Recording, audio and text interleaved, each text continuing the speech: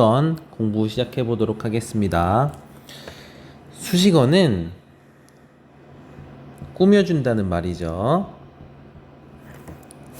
관형사와 부사가 있습니다. 서로 꾸미는 대상이 달라서 구분을 할 수가 있는데 관형사는 언제나 체험만을 꾸며줍니다. 하지만 부사는 용언도 꾸며주고 다른 부사도 꾸며주고 절이나 문장 전체를 꾸며주기도 합니다. 절은 무엇이냐면 여기 나와 있죠.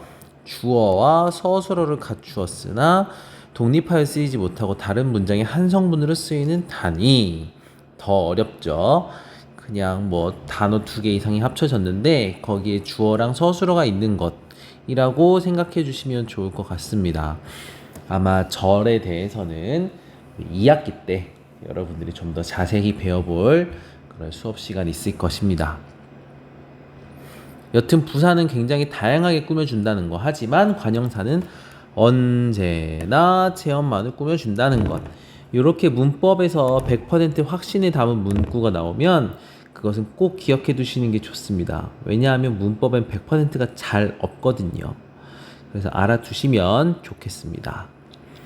그래서 이제 헌이나 세와 같은 걸 보면 사물의 성질이나 상태를 나타내 주는데 보면은 체험 꾸며주고 있죠? 네. 그리고 관형사는요, 형태로 분류했을 때 불변어입니다. 그래서 여러분들이 좀 헷갈릴 수가 있는데, 예를 들어 새 건물과 새로운 건물이 있다고 하면 사실 의미는 뭐 거의 다르지 않죠. 똑같죠, 거의. 그런데 새는 품사가 관형사예요.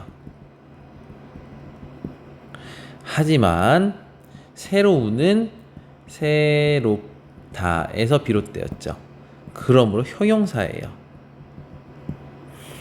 어떨 땐 관형사고 어떨 땐 형용사고, 요거 2개를 구분하는 데 있어서 요 불변어인지를 따져주는 형태를 기준으로 따져주는 그런 이제 기준을 여러분들이 적용한다면 새와 새로운의 품사를 각각 새는 관형사요, 새로운은 형용사다라고 구분할 수 있다는 거예요.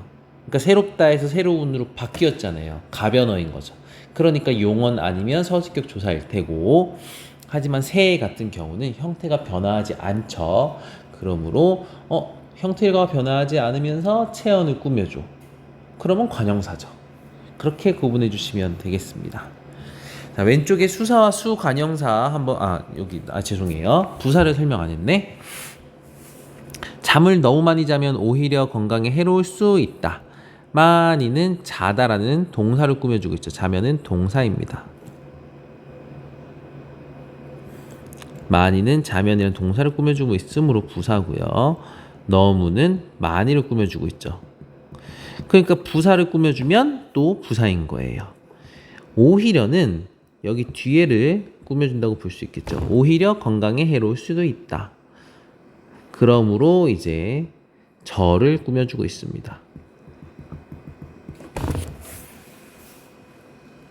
그러므로 오히려는 부사. 부사가 되게 많습니다, 사실. 여러분들이 뭔가 품사를 따져봤을 때 뭔지 잘 모르겠는데 싶으면 부사인 경우가 상당합니다. 그만큼 부사는 굉장히 많고요. 수사와 수관형사의 구별. 수사는 여러분 체언이잖아요. 기능으로 봤을 때 얘는 수식어이고, 체언은 굉장히 중요한 특징인데요. 뒤에 조사가 붙습니다. 그러니까 지켜야 할 것 가운데 첫째가 안전이다 해서 첫째 뒤에 가가 있잖아요. 그러니까 조사가 결합했죠? 그러면 수사라는 거예요. 하지만 첫째 아이처럼 체언 앞에 쓰이면서 조사와 결합하지 못할 때는 수관형사인 거죠. 체언 앞에 꾸민다는 건 체언을 수식한다는 것. 체언을 수식해주고 그 다음 플러스 조사 결합이 안 되면 이것은 관형사인 거죠. 그렇게 나누어 주시면 되겠습니다.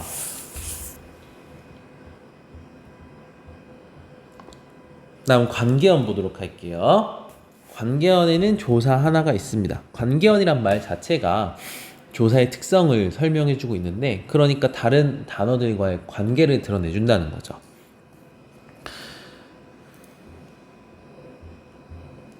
내가 누나와 동생에게 선물을 주었다. 그러니까 가가 붙으면 주어가 되고요. 에게가 붙으면 부사어가 되고요. 을이 붙으면 목적어가 됩니다. 즉 이런 식의 자격을 나타내주는 격조사. 격이 이제 자격이란 뜻이죠.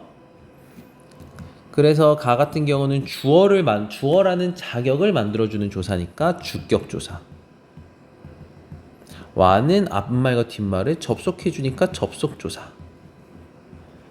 에게는 에게가 붙으면 부사의 역할을 자격을 주어주니까 부사격조사. 을이 붙으면 을이 붙은 부분을 목적어라는 자격으로 만들어주니까 목적격조사. 이렇게 됩니다. 와와 같이 단어나 구를 같은 자격으로 이어주는 접속조사는 주로 체험과 결합한다. 사는 아까는 은과 는 뭐 비슷한 거 똑같은 거죠. 앞에 이제 뭐 받침으로 끝나는 말이 오냐 안 오냐 차이에 따라서 은과 는이 결정이 되는데, 이런 은과 는은 특정한 의미를 더해주는 보조사예요. 보조사는 결합할 수 있는 앞에 무엇이 결합하느냐에 따라 죄송해요. 앞에 결합할 수 있는 단어의 성질이 굉장히 다양합니다. 체언도 결합할 수 있고 부사에도 결합할 수 있고 어미에도 결합할 수 있고, 그러나 관형사와는 어떠한 경우에도 결합하는 일이 없다. 굉장히 이렇게 강조하는 멘트는 우리가 잘 알아두면 좋습니다.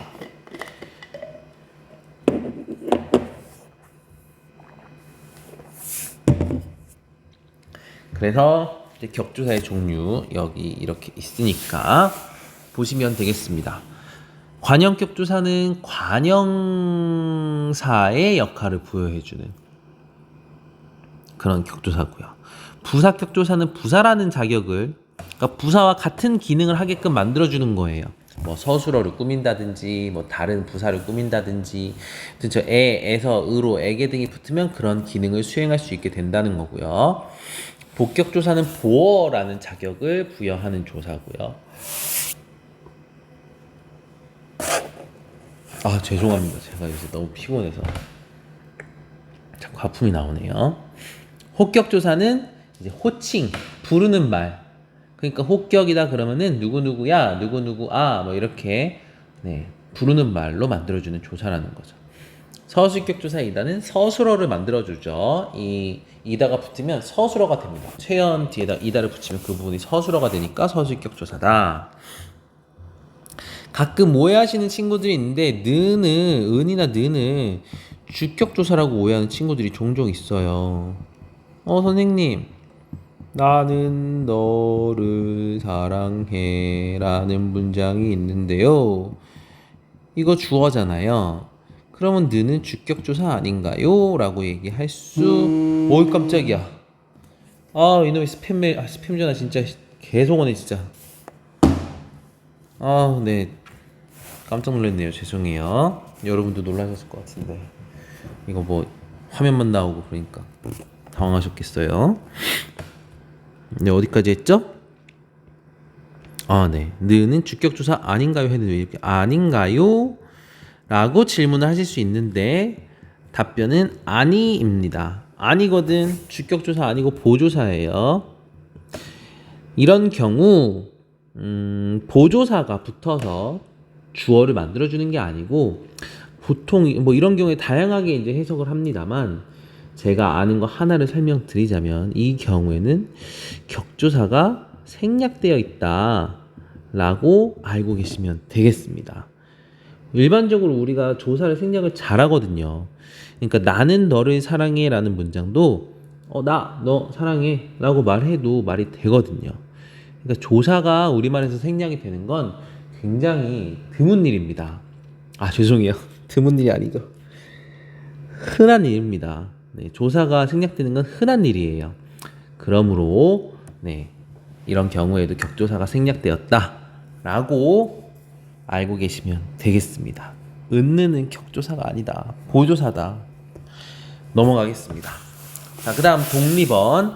독립언은 감탄사가 있고요. 감탄사는 다른 단어와 문장 내에 다른 단어와 특별한 관련이 없어서 문장 안에서 놓이는 위치가 상대적으로 자유롭습니다. 글쎄의 예시를 보면 되겠죠. 충분히 이해하실 수 있을 거라고 생각하고 다음 페이지. 자, 그리고 품사가 우리가 9개를 배웠는데요. 하나의 단어가 제가 지난 영상에서 말씀드렸는데 품사는 고정되어 있는 거예요. 품사는 정해져 있는 거고 바뀌지 않습니다. 그런데 가끔 가다가 하나의 단어가 품사가 2개 이상으로 사용되는 일이 있어요. 그러니까 이런 품사도 가지고 있고 저런 품사도 가지고 있는 경우가 가끔 있는데 이런 경우 우리는 품사 통용이라고 합니다. 통하여 쓴다는 뜻이죠. 자, 예문 볼게요. 모두가 합심하여 문제를 모두 해결하였다. 그러면은 우리가 이제 배운 것들을 이제 활용을 해보는 거예요. 일단 첫 번째, 모두? 모두가 그러면은 일단 체언일까요? 아니면은 뭐 수식언일까요? 아니면 관계언? 용언? 독립언?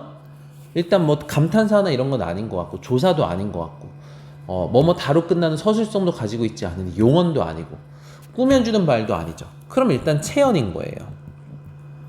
그럼 체언엔 대명사, 명사, 수사가 있는데 수사? 수사 같기도 하고 명사 같기도 하고 대명사 같기도 해요. 여튼 여기에서는 우리가 체언이란 거 알 수 있다. 그러고 보니 가라는 조사가 결합이 되어 있네. 그러면 모두 여기 앞에 모두는 체언이다. 깜짝이야. 치워야지 핸드폰.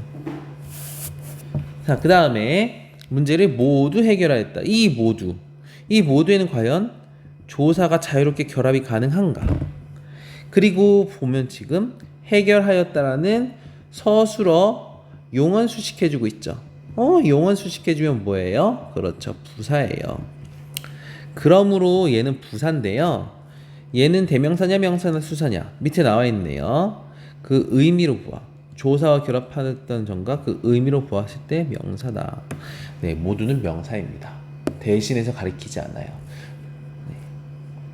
그냥 뭐 한 명이든 두 명이든 세 명이든 네 명이든 뭐 10명이든 200명이든 다 그 모든 인원들을 가리킬 때 모두라고 하잖아요. 대신해서 가리키는 게 아니라는 거예요.